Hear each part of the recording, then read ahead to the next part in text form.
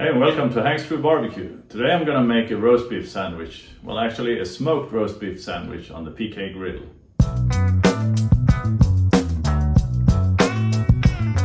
Now, to make a smoked roast beef sandwich, you're gonna need a roast beef, or actually the cut of beef that you make roast beef out of. Typically that's a bottom round or the top round, and that's what we're gonna use here. Now, I found a spectacular cut of beef. I mean, check out the marbling in this one, it's just gorgeous. So this is going to be a perfect candidate.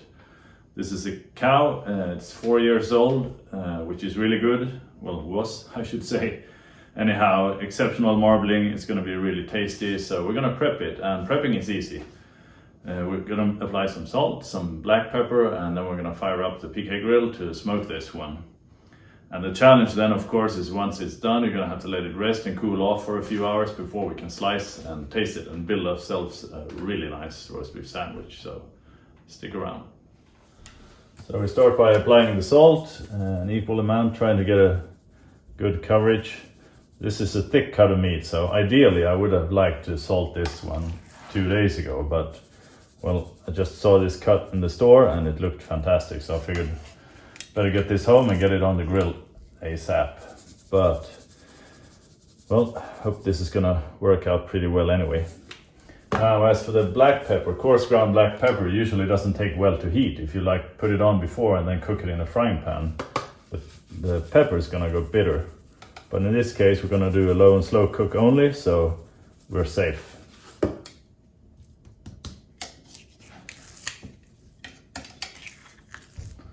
And get all sides covered. I'm not doing a rub this time because I want to taste this beef and nothing else, so just a little salt and black pepper is going to do it.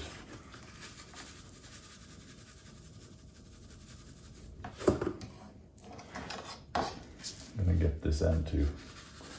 Man, this is looking good. It's not that often you get to find a cut with this type of marbling, so. All right, prep's done. That was easy, like 1 minute. Perfect. So here's my PK grill. I have it loaded up with some good quality marabou charcoal. I put the coal on one side because we're going to cook indirectly. Roughly 130 Celsius, which is 265 Fahrenheit. I have some beech wood I'm going to use for smoke flavor. I'm using beech because I want a mild balanced flavor. I don't want that to overtake the roast beef. So I'm going to get this fire started, get it up to temp, put the wood chunks on, and we get to smoke it.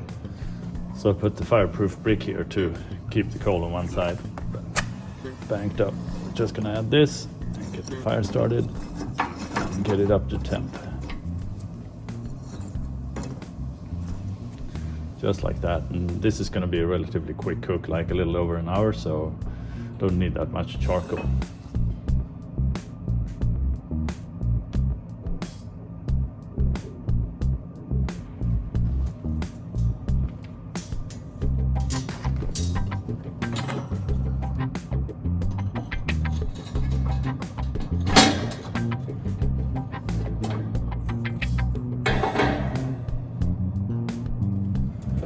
Alright, we're up to temp.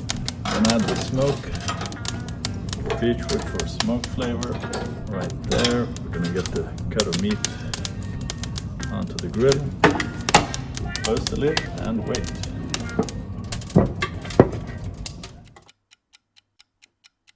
So the meat has been on for an hour and a half exactly, and we've just hit target temp, which is 56 Celsius, which translates into 131 Fahrenheit. So let's take a quick look. Should be nice. Yeah, still plenty of charcoal, and the meat has that really nice smoked mahogany red flavor. Since we've only smoked it for an hour and a half, we don't get that full bark like we do with brisket or pork butts. But I'm gonna bring this in. It's done, but I'm gonna leave the thermometer in, and I'm gonna explain why. Let's just bring this into the kitchen. That's a tasty looking hunk of meat, isn't it? Alright, so here's the meat. I brought it in. We're going to leave it here to rest, but I wanted to leave the thermometer in because now you can see it's climbing from 55.2 when I brought it in to now 55.7. So this is the carryover heat because this is a thick cut of meat. It's going to keep climbing a bit, then it's going to dip down again, but I wanted to show you that it doesn't drop in temp that quickly, because I think that's one of the top questions I get when doing cooking classes, is that we should start slicing the meat immediately. But well, this is going to hold temp for a while, so I'm just going to leave it like this, and we'll keep watching the thermometer, and then you get to see.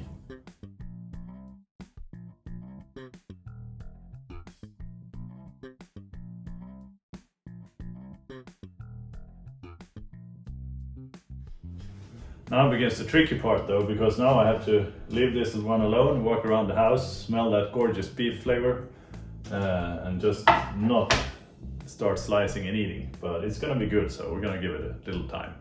Okay, the meat has been waiting long enough, and so do I actually.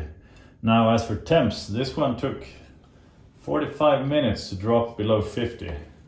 That's a long time, so you notice the carryover matters, and also letting it rest, letting it cool down. So I'm gonna start slicing, get the first tough cut out, and then we're gonna start slicing thin slices. But man, that's looking good.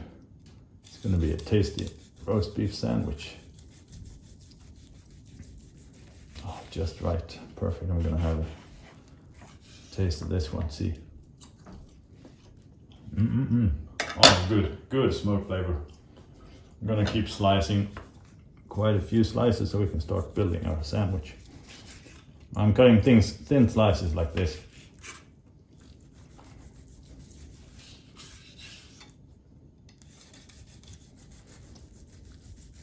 All right, time to build a nice sandwich. I'm gonna use some rye bread. I'm gonna put on some mayonnaise. I think it's good. I'm gonna add some rocket salad, just a bit. I like the peppery flavor of this one. Now we're gonna start stacking the meat. Also, I'm gonna add another one slice on top, and we're gonna add some prepared horseradish. That goes really well. It's not a, what's it called, a beef weck, but it's close anyway. I think I'm gonna add some in between also, but of course we have to have some pickles. Gonna make me a nice tall sandwich. This is gonna be a good lunch.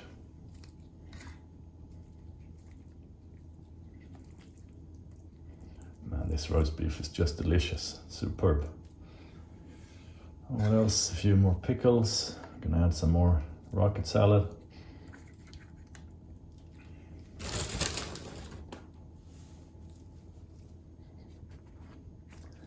And the top slice with the horseradish. Man, that's gonna be a good bite.